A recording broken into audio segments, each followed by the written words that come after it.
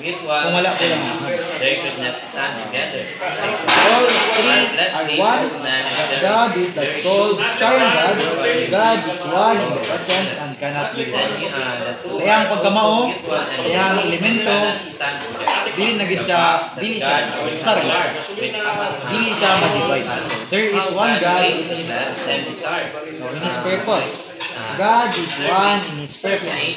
God, the triune God, Father, Son, and Spirit has one purpose. So ang amahan, anak ng Espiritu, usara gid siya.